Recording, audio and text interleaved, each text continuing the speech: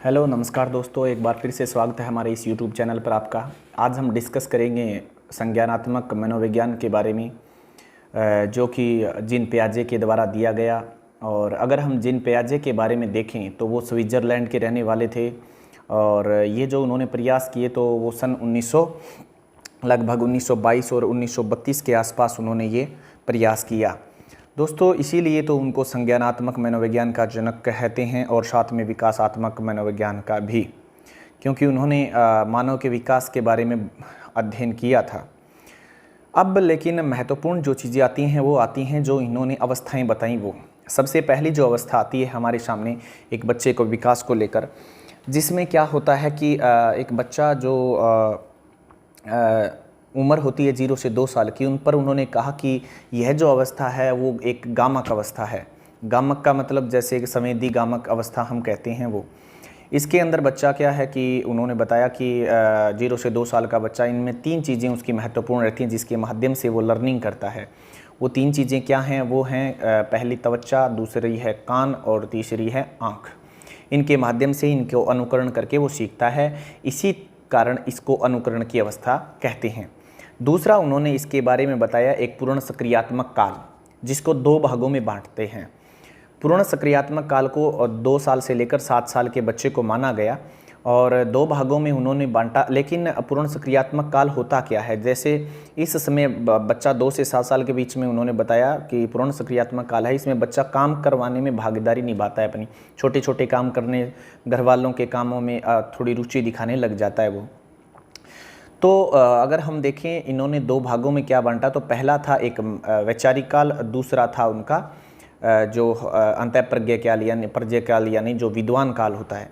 तो पहला अगर विचारी मतलब उसे अगर हम प्रत्यात्मक काल भी कह सकते हैं, तो जो प्रत्यात्मक काल है दोस्तों, उसके अंदर क्या हुआ, उन्होंने कहा कि इस समय बच्चे के मन में अलग अलग विचार बहुत होते हैं, आपसे सवाल जवाब बहुत करेगा, बहुत प्रश्न पूछेगा, ये क्या है, जैसे कि इसको पूछ लेगा ये क्या है, क्यों है, इसका किस लिए करते हैं, ये किताब पढ़ी है तो इसके लिए ये क्या है, मतलब प्रश्न पूछेगा। इसीलिए इसको प्रबल जिज्ञासु काल हम पुकारते हैं नाम लेकर।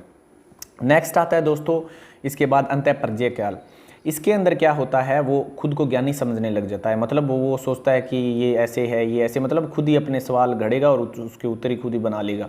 तो मतलब खुद को थोड़ा सा विद्वान समझता है वो इस उम्र में, इसीलिए इसको वस्तु स्थायित्व का काल भी कहते हैं। ये उम्र होती है इस समय 4 से 7 साल। जो अंतःप्रज्ञा जो हमारा पहला वाला था व्यक्तिक विचार काल, वो था 2 से 4 ही साल। उस समय वो ज़्यादा प्रश्न पूछता है 2 से 4 साल की उम्र में एक बच्चा।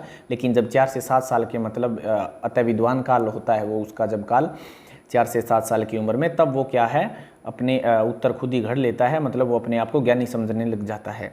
दूसरी चीज़ अब बात आती है दोस्तों कि यह इस समय वो मूर्त चिंतन अमूर्त चिंतन, जैसे कि अगर मैं कहूँ सजीव जो चीज़ें हैं उस पर चिंतन करता है, सजीव चीज़ें मानने लग जाता है। जो भी जैसे सूरज को मान लेगा कि सूरज देखो मेरे साथ साथ चल रहा है, ऐसी बातें करेगा वो, मतलब ऐसी चीज़ों को सजीव मानने लग जाता है जो है ही नहीं रियल में।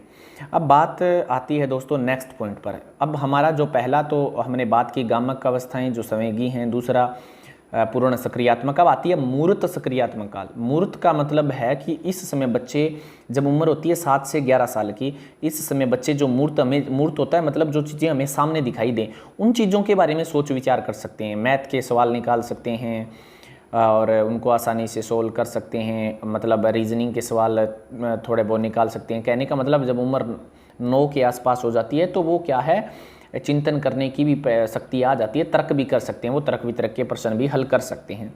इसीलिए इसको वैचारिक काल कहा जाता है। अब इसके बाद जो नेक्स्ट पॉइंट हमने जीन पियाजे जी ने हमें बताया वो है अमूर्त चिंतन का काल। अमूर्त चिंतन के काल में उम्र होती है बच्चे की 11 से 15 साल की। अब उनके सामने हमारे पास कुछ नहीं होता। अमूर्त का मतलब रीजनिंग में बहुत से ऐसे प्रश्न हैं जो आपको दिखाई नहीं देते, आपको सोचना पड़ता है उन चीज़ों को और हल करना होता है। तो जो चीज़ें हमारे सामने नहीं हैं उनको हम फिर उनको सोचें और फिर हल करें, वो अमूर्त चिंतन में ही आती हैं। और ये आसानी से बच्चे कर सकते हैं क्योंकि उसकी उम्र जो होती है वो परिपक्वता काल की होती है उस समय, और वो इजीली उसको सोल्व कर लेते हैं। तो अमूर्त चिंतन में बच्चे बिल्कुल अच्छे से सोच सकते हैं। और जीन पियाजे ने कहा भी था कि जो बुद्धि है वो 15 से 16 साल की उम्र के अंदर क्या है बच्चे की विकसित हो जाती है। वहीं पर अनक थोरनडाइक ने 18 साल बताई थी, क्रो एंड क्रो ने 20 साल के 25 साल के बीच में, और बाकी अन्य वैज्ञानिकों ने 20-25 साल के बीच में बताई थी। और तो इस तरह से जो जीन पियाजे थे उन्होंने तरकना नामक नाम भी बताया कि बच्चे तर्क कर सकते हैं इस उम्र के अंदर, तर्क वितरक जो परिपक्वता की आवश्यकता होती है इसके अंदर, इस अवस्था के अंदर कर सकते हैं। तो उम्मीद करता हूँ यही अवस्थाएं बताई थी दोस्तों, आपको अच्छी भी लगी होंगी, वीडियो भी अच्छी लगी होगी। लाइक और सब्सक्राइब ज़रूर करें, अच्छी लगी हैं तो आगे हम और लेकर आएंगे जो हमारे अधिगम हैं उन पर पड़ने वाले प्रभाव। और इसके साथ अगली वीडियो में फिर आप मेरे से जुड़ें। धन्यवाद, आपने वीडियो वॉच किया, शुक्रिया।